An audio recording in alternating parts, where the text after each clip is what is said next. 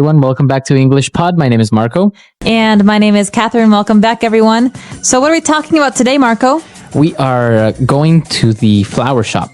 Okay, so this is an intermediate level lesson, and we're going to be learning about the different kinds of flowers you can buy at a flower shop. And so we've got a guy here who's probably trying to say something to someone he loves. Yeah, I think he did something to his girlfriend or wife. And, well, that's the typical thing, right? You do something wrong, so you got to get her flowers. And that's why women are often very nervous when their husband or boyfriend gives them flowers, because she's thinking, what did he do wrong? All right, so let's listen to the dialogue and we'll be back soon.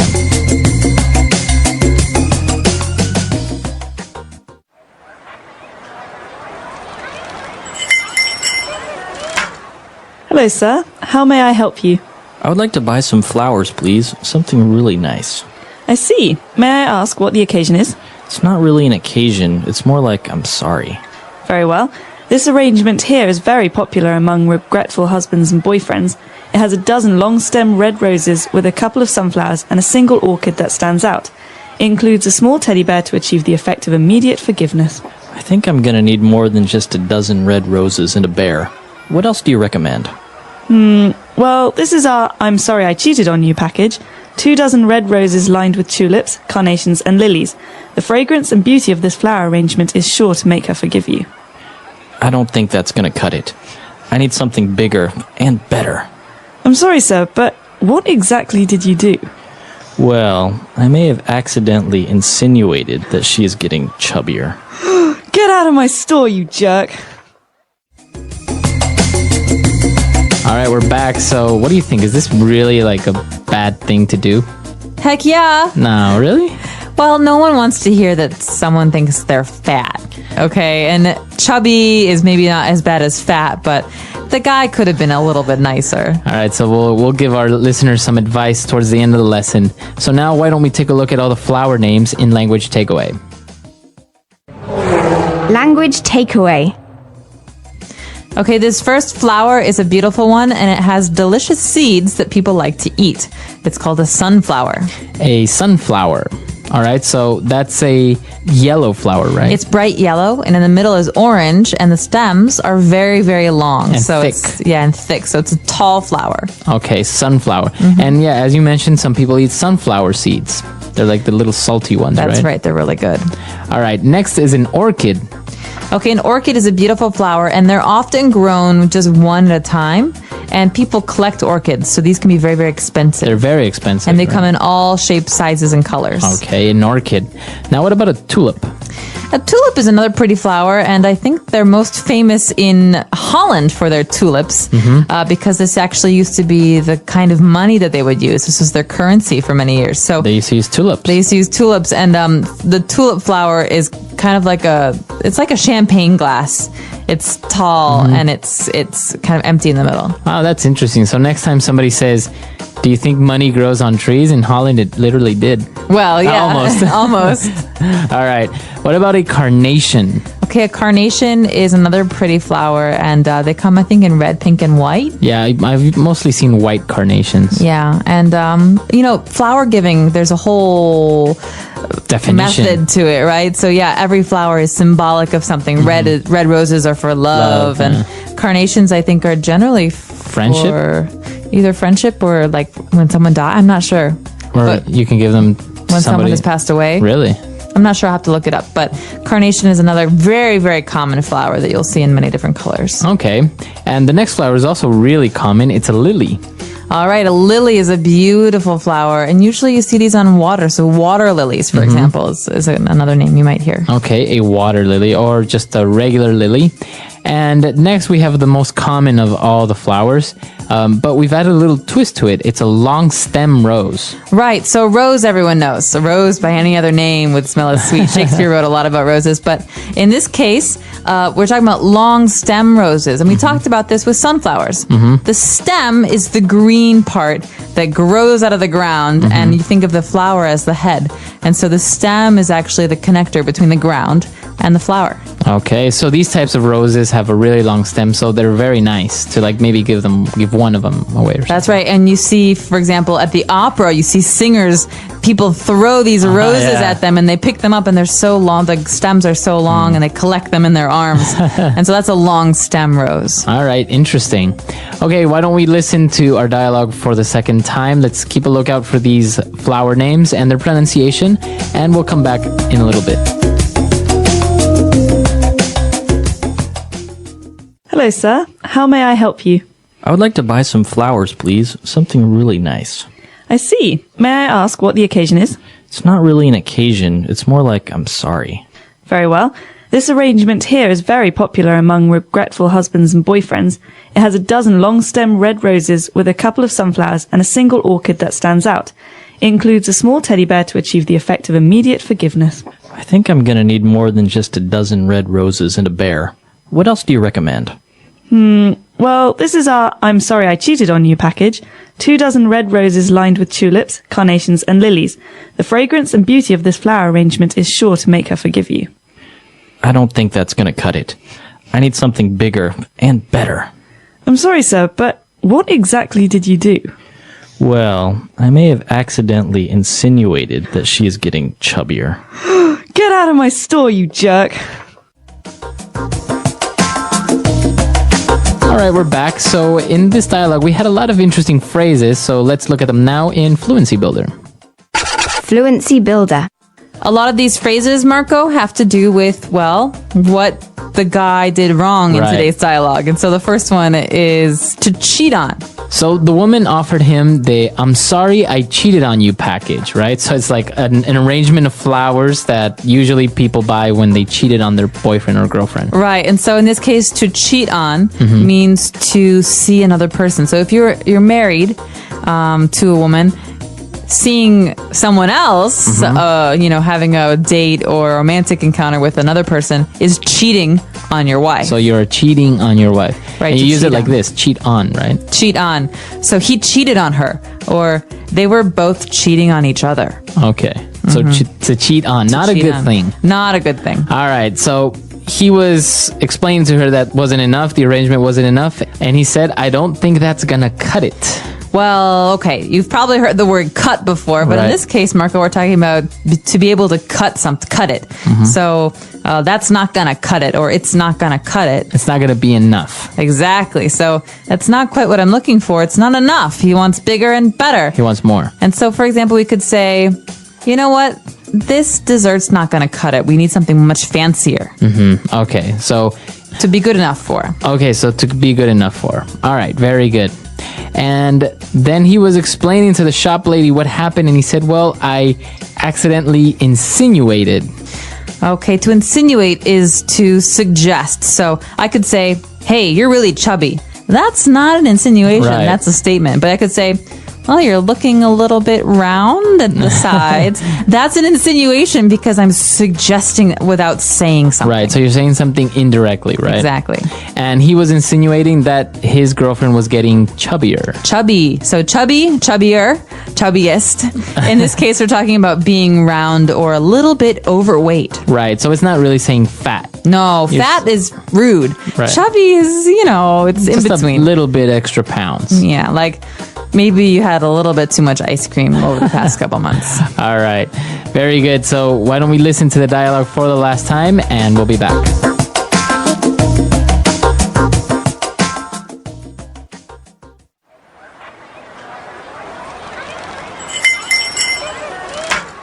Hello, sir. How may I help you? I would like to buy some flowers, please. Something really nice. I see. May I ask what the occasion is? It's not really an occasion. It's more like I'm sorry. Very well. This arrangement here is very popular among regretful husbands and boyfriends. It has a dozen long-stem red roses with a couple of sunflowers and a single orchid that stands out. It includes a small teddy bear to achieve the effect of immediate forgiveness. I think I'm gonna need more than just a dozen red roses and a bear. What else do you recommend? Well, this is our I'm sorry I cheated on you package. 2 dozen red roses lined with tulips, carnations and lilies. The fragrance and beauty of this flower arrangement is sure to make her forgive you. I don't think that's gonna cut it. I need something bigger and better. I'm sorry, sir, but what exactly did you do? Well, I may have accidentally insinuated that she is getting chubbier. Get out of my store, you jerk.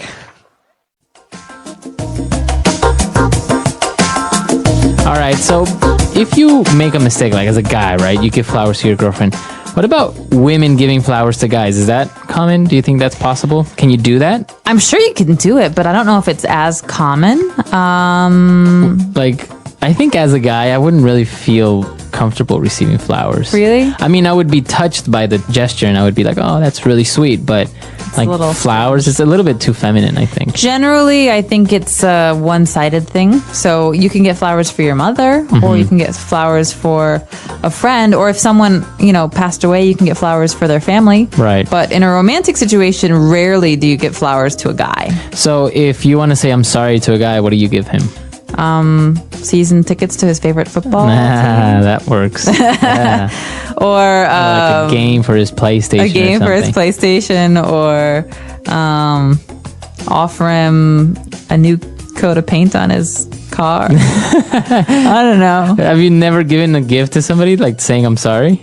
No, No, you don't make mistakes. I like to use my words. Ah, that's good. Yeah, this is kind of interesting. Why do we do this though? Why do we give gifts to people as a token or as a demonstration of our regretfulness? Well, can I get personal for a second? I just was thinking about this in terms of engagement. So why do people give a ring when they get engaged? So it's I like think it's symbolic. because people like things that glitter. It's like distract the woman and she'll say yes. And so it's the similar thing with flowers and forgiveness. You say, oh gosh, these flowers are so beautiful. Oh, of course I forgive you. Oh, they're so pretty and they smell so, it's just like, it's like distraction from the matter at hand. Right. Oh, maybe that's it. I don't know. If you disagree with me, please. It was a very write us. wise man who invented this. Absolutely. Hello, my friend. Before I begin, I want you to stop for a moment and think. What did you do with your day today? Did you learn something new? Did you move one small step toward your dream? Or did you just scroll, watch, and let the hours go away?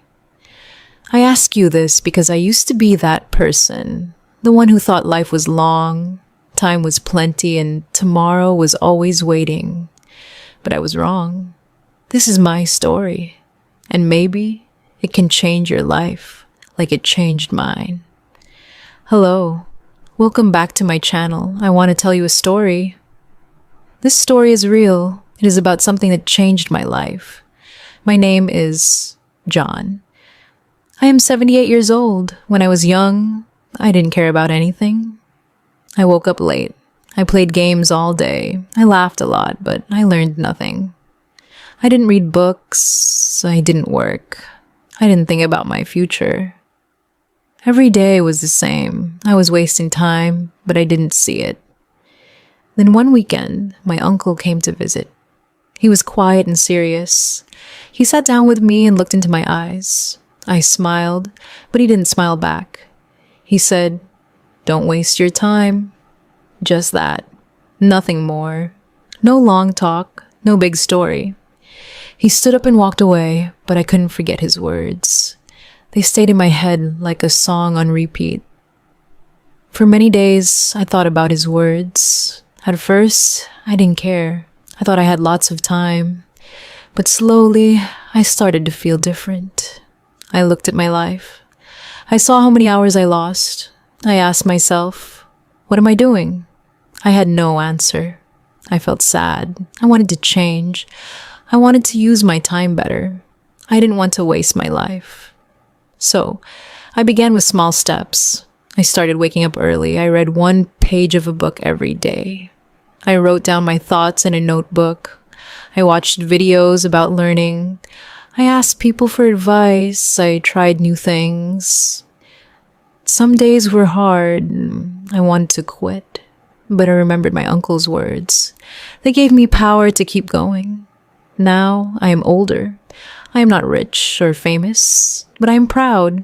I use my time well. I learn new things. I help others, and I feel happy. All this started with one short sentence. Don't waste your time. That sentence changed my life, and maybe it can change your life too. So, listen to me. Don't wait. Don't be lazy. Start today. In the beginning, I didn't know how to change. I was still the same person. I was lazy. I didn't want to work hard. But I remembered what my uncle said, so I made a plan. It was a simple plan. I wrote 3 things on paper: wake up early, read every day, and write one idea. That was my plan. I put the paper on my wall. I saw it every morning. It helped me start. Waking up early was not easy. The first week was very hard. I wanted to sleep more. My bed felt warm and soft, but I said no. I got up. I opened the window. I looked at the sky.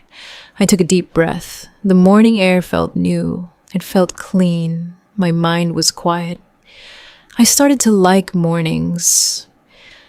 They gave me energy. They made me feel strong inside. Reading was also a big change. I did not like books before. I thought they were boring. But I started with easy books. Just 1 page a day, then 2 pages, then 5. I read stories. I read facts. I read about people who worked hard and changed their lives. Those stories gave me hope. They showed me that small steps can build a better future. I wanted that future too. Writing was the hardest part. I didn't know what to write. My hand was slow. My words were simple, but I didn't stop. I wrote one small idea each day. Sometimes I wrote about my dreams, sometimes about my fears. Sometimes I just wrote a word, but I wrote. And that small habit helped me understand myself. It helped me see what I wanted from life. As the weeks passed, I felt proud. My life was still simple, but I was moving forward. My days were not wasted. I was learning. I was growing. I didn't feel lost anymore. I had a goal. I had a plan. And I had a reason to wake up. All this came from one moment, one visit, and one sentence from my uncle. Don't waste your time. I started to talk less and listen more. Before, I always wanted to speak. I wanted people to hear me. But now, I listened. I listened to people with experience. I listened to people with ideas. I watched how they lived. I saw how they worked hard. I learned from their stories. I saw that smart people don't waste time. They use time like gold. Every minute is important to them. I also stopped doing things that gave me nothing. I watched less TV. I used my phone less. I stayed away from people who only talked but never worked. They laughed all day but did nothing. I didn't want to be like them. I wanted to grow. I wanted to be better. So I made a new rule for myself. If something is not useful, I will not do it. That rule helped me stay focused. Soon, I began to see small changes. I was reading more. I was writing better. My ideas were clear. I started to understand myself. I knew what I wanted. I didn't feel lazy anymore. I felt strong. My time had meaning. I used to waste hours. Now, I used every hour for something good. That feeling was new to me and I liked it very much. One day, my uncle came to visit again. He looked at me and smiled. He didn't say much, but I think he saw the change in me. I told him what I was doing. I showed him my notebook. He nodded and said, "Good." That one word made me happy. I knew I was going the right way. His short sentence helped me find a better life. So, I say this to you now. You don't need to do big things. You don't need to move fast. You just need to move. Start small. Start now. Listen to the right people. Make good habits. Use your time for learning, not for wasting. If you do that, your life will start to change too. Just like mine did. Some days were still hard. I woke up and didn't feel strong. I didn't want to read or write. I felt tired. I felt bored. But I told myself, keep going. I remembered my uncle's voice. I said the words again. Don't waste your time. That sentence became my guide. It helped me stand up when I wanted to quit. It helped me try again when I failed. I made a list of dreams. I wrote down 5 things I wanted to do. They were simple dreams. I wanted to finish a book. I wanted to learn a skill. I wanted to speak better. I wanted to help someone. I wanted to feel proud of my work. I looked at that list every day. It gave me direction. It gave me a reason to wake up early and use my time well. I also started to help other people. I saw that many were like me before. They felt lost. They wasted time. So I talked to them. I shared my story. I told them about my uncle. I said the same words to them. Don't waste your time. Some listened, some laughed. But I kept sharing. I knew that even one sentence can open a door in someone's mind. With time, I felt more confident. I started doing new things. I joined a class. I learned from teachers. I met people who wanted to grow. They helped me learn faster. We shared ideas. We studied together. Being around the right people helped me a lot. I didn't feel alone anymore. I felt like I was part of something bigger. Looking back now, I feel thankful. I am thankful for my uncle. I am thankful for his words. I am thankful that I changed. Life is not always easy. But when we use time well, life becomes better. We become stronger. We become wiser. And we feel more alive. That is what I want you to feel too. I want you to know something important. You don't have to be perfect. You don't have to be the best. You only need to try. Trying is enough. Many people wait for the perfect time. But the perfect time does not come. The best time is now. Even if you are not ready, start now. Take one small step. That step can lead to a big change later. I was not smart when I started. I was not strong. I didn't know many things. But I used what I had. Time. Time is free, but it is also the most valuable thing. You can lose money and make it again, but you cannot get your time back. Once it is gone forever. That is why I protect my time now. I don't let people or things waste it. I also learned to enjoy simple things. I didn't need to travel far. I didn't need to buy expensive things. I found joy in learning. I felt happy after reading one good page. I smiled after writing one clear sentence. I felt proud when I helped a friend. These small things gave me peace. They gave me meaning. They helped me stay on the right path. But I didn't listen. I knew what I was doing. I knew where I was going. I didn't want their life. I wanted something better. I wanted to grow. So I stayed quiet and kept working. My time was too important for useless talk. Now, I want to ask you a question. What are you doing with your time? Are you building something? Are you learning something? Or are you wasting your days? Be honest with yourself. Your answer can show you your future. If you don't like your answer, then change it. You can start today just like I did. If you are still here listening to this story, I want to thank you. It means you care. It means you want to learn. That is a good sign. You are already better than the person who does nothing. Many people never try. They waste time and make excuses. But not you. You stayed, you listened, and maybe, just maybe, you are ready to change your life too. You don't need to be fast. You don't need to be great on day one. All you need is to begin. Set one small goal. Wake up early, read one page, write one idea, help one person. Repeat it every day. Don't stop. Some days will be easy, some will be hard, but every small step moves you forward. And that is how real change begins. Sometimes you'll feel tired. You will feel slow. Now that's okay. Rest, but don't quit. Take a deep breath. Look at how far you've come. Think about your dreams. Think about your future. Then stand up again. Do one small thing. That one thing is enough. Over time, all those small things become big progress.